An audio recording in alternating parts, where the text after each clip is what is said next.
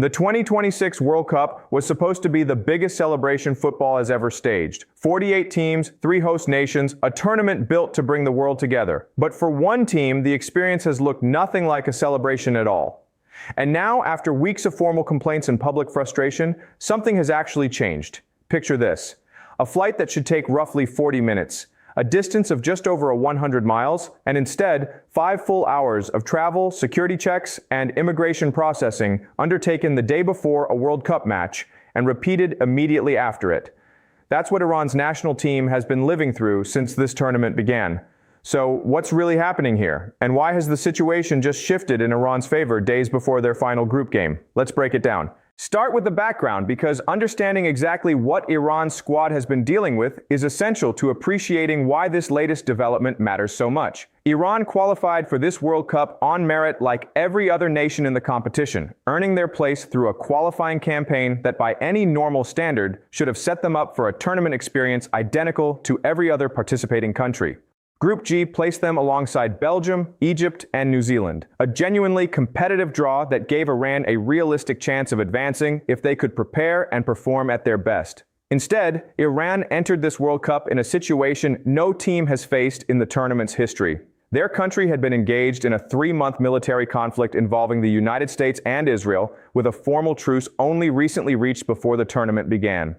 That backdrop alone made Iran's participation logistically complicated from the very start. Originally, the plan had Iran's squad based in Tucson, Arizona, like any other competing nation preparing on American soil. That arrangement would have allowed Iran's coaching staff to set up training facilities, build a routine, and prepare for matches under conditions broadly comparable to every other team in the tournament. But at the last minute, those plans changed entirely, and the team was forced to relocate its entire base camp to Tijuana, Mexico instead. That relocation wasn't a minor inconvenience.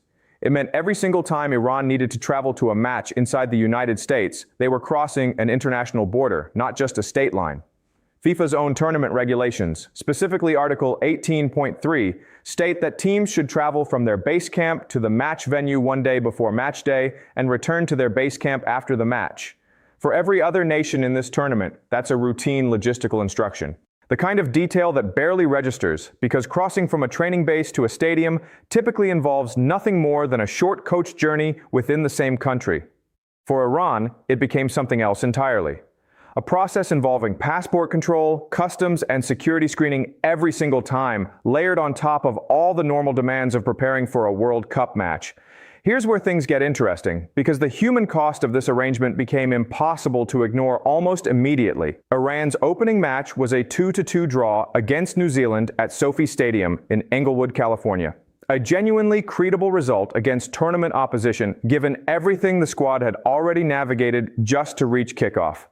The charter flight from Tijuana International Airport to Los Angeles International Airport covers roughly 127 miles, a trip that would typically take well under an hour in the air. Team captain Mehdi Termi said the actual journey took 5 hours once security and immigration checks were factored in. 5 hours for a flight that should have been over before most passengers finished their first cup of coffee. Consider what that means in practical terms for a professional athlete on the eve of a World Cup match. Most national squads arrive at their match venue city with a full day to settle, train lightly, eat properly, and sleep in a stable environment before kickoff. Iran's players instead spent a significant portion of that same window sitting through processing procedures, arriving at their hotel later than planned, and compressing their entire pre-match routine into whatever time remained. None of that shows up in the box score, but anyone who understands elite sports preparation knows it matters. And it wasn't just the journey there. Iran's coach Amir Ghalenoui revealed that immediately after the final whistle against New Zealand, his team was told they had to leave the country right away.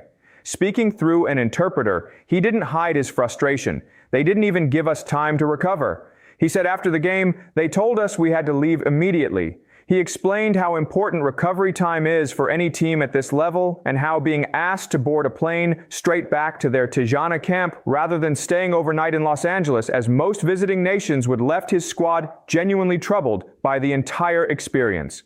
Ghalenoui went further still, describing his own team afterward as perhaps the most oppressed team in the whole World Cup. That's not a phrase a national team manager uses lightly, especially not at a tournament his federation had been desperate to participate in, despite everything happening between the two countries beforehand. It's worth remembering that Iran's participation itself had been in genuine doubt at various points during the build-up to this tournament, with qualifications secured well before the conflict escalated, leaving the federation determined to compete even as circumstances around them shifted dramatically in the months that followed. But that's only part of the story because the difficulties extended well beyond travel logistics alone. Several members of Iran's broader traveling delegation, including support staff who play essential roles in preparing the team, were unable to secure the visas needed to enter the United States at all. Star midfielder Mehdi Tabi reportedly had to make a personal visit to the American consulate in Tirana just to renew his own visa after Iran's first match, a process most players at this tournament never have to think about once they're already inside the host country. The Iranian Federation also reported that ticket allocations originally promised to the team were revoked, and media access for Iranian journalists covering the tournament faced its own set of restrictions. This matters because every other qualified nation at this World Cup has been operating under a single consistent set of expectations about how their tournament experience would unfold. Iran, through no fault of its players or coaching staff, found itself navigating an entirely separate and far more complicated set of circumstances match by match, often with very little advance notice about what the next set of restrictions might look like. It's worth noting that Iran hasn't been entirely alone in facing access difficulties at this tournament, even if their specific situation has been the most extreme. Fans and officials from several other nations have spoken about visa processing delays and entry complications throughout this World Cup cycle. Part of a broader pattern that's drawn scrutiny from football federations and supporter groups well beyond Iran's own camp. What sets Iran's circumstances apart is the sheer scale and frequency of the disruption, affecting not just supporters trying to attend matches, but the playing squad itself on every single match day as a fundamental feature of how their tournament has been structured from the outset. The atmosphere inside Sophie Stadium during that opening match reflected just how much tension surrounded Iran's participation. Several hundred members of the Iranian diaspora protested outside the venue, while many fans from that same diaspora community, once inside, turned their backs during the national anthem in a visible gesture of dissent toward their own government back home. At the same time, dozens of fans displayed the lion and sun emblem, the centerpiece of Iran's flag before 1979, with many more wearing it on t-shirts. Despite FIFA's own efforts to keep that particular symbol out of the stadium altogether, it made for an extraordinary layered scene. Supporters expressing complicated and sometimes contradictory feelings about the team on the pitch and the country it represents, all happening simultaneously inside a single World Cup venue. This is where the historical comparison becomes worth considering. Previous World Cups have occasionally featured teams whose participation carried political weight, but rarely has a single nation's basic travel logistics, the simple act of getting from a hotel to a stadium and back, become this central a storyline during the tournament itself.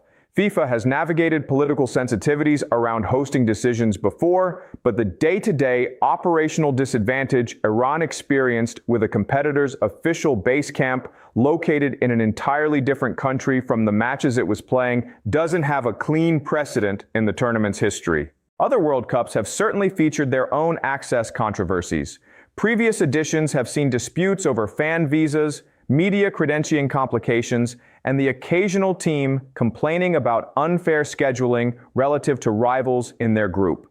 But those situations typically involved peripheral elements of a team's tournament experience, not the fundamental repeated act of border crossing required simply to train and compete. Iran's situation effectively meant their team was a guest in two different countries simultaneously throughout the group stage, a circumstance that's genuinely without a clear parallel in the nearly century-long history of this competition. The Football Federation of the Islamic Republic of Iran responded by preparing a formal complaint to FIFA specifically regarding these travel and visa protocols. Iranian officials argued the restrictions undermined the basic principle of sporting equity, putting their technical preparation and recovery at a structural disadvantage compared to every other team in the competition, none of whom had to cross an international border just to reach their own designated training base. Now here's where the story takes its turn, and where Iran's persistence appears to have actually produced a result. ahead of Iran's third and final group match against Egypt in Seattle on June 26th. There's been a confirmed shift in how the team's entry into the United States is being handled. Rather than the previous pattern, entering the country only the day before a match and being told to leave almost immediately afterward, Iran's squad will now be permitted to enter the United States 2 full days before their game against Egypt. That's a meaningful change in practical terms. It gives the team genuine time to train, recover, and prepare on something closer to the same footing as every other nation left in the competition, rather than compressing an entire matchday cycle into the narrowest possible window. A tenuous memorandum of understanding has reportedly been reached in connection with this shift, though tensions between the two nations remain very much present even as the most acute hostilities have slowed. It's a cautious incremental change rather than a sweeping resolution, but it represents the first tangible adjustment since Iran's campaign began, and it follows weeks of public statements, a formal complaint, and a head coach willing to describe his own team's situation in genuinely stark terms. Let's make this human for a moment, because behind every logistical detail are players who have trained their entire lives for a moment like this. Picture preparing for the biggest match of your career, only to know that the moment the final whistle blows, you won't be staying to process the result, celebrate quietly with teammates, or simply rest. You'll be on a plane within hours, crossing back into another country, carrying the physical and emotional weight of a World Cup match with none of the normal recovery time every other competing nation takes for granted. Think about what that actually does to a squad's preparation over the course of a tournament. Recovery after a high-intensity 90 minutes isn't a luxury at this level. It's a core part of how professional athletes manage fatigue, reduce injury risk, and arrive at their next fixture in genuine competitive shape. Ice baths, proper nutrition timing, uninterrupted sleep in a stable environment. These are basic building blocks of elite sports science that every other squad in this tournament has had consistent access to. Iran's players, by contrast, have had to factor border crossings and security screenings into that same recovery window, a disadvantage that doesn't show up directly on a stat sheet, but almost certainly affects performance over the course of a demanding group stage. For Iran's fans, particularly the diaspora communities scattered across the host nations, who showed up to support the team despite their own complicated feelings about their home country's government, the experience has been similarly layered. Watching your national team compete at the sport's biggest stage, while also knowing that team faces obstacles no other competitor in the tournament has to think about, adds a dimension to following this World Cup that most fans of other nations simply don't have to carry. Some of those same supporters have spoken publicly about the strange duality of wanting their team to succeed on the pitch while holding deeply critical views of the political situations surrounding the squad's participation, a tension that's been visible in stadiums throughout this tournament whenever Iran is played. So where does this leave things heading into the final stretch of the group stage? The best-case scenario is that this adjustment ahead of the Egypt match represents a genuine lasting shift rather than a one-off accommodation tied specifically to this single fixture. If Iran advances to the knockout rounds, the question of how their travel and basing arrangements get handled going forward becomes even more significant. Given the increased stakes and tighter turnaround between matches that the knockout stage typically demands, a round of 32 match followed by a potential round of 16 fixture just days later would make the kind of 5-hour border crossings Timmy described almost untenable from a pure sports science perspective.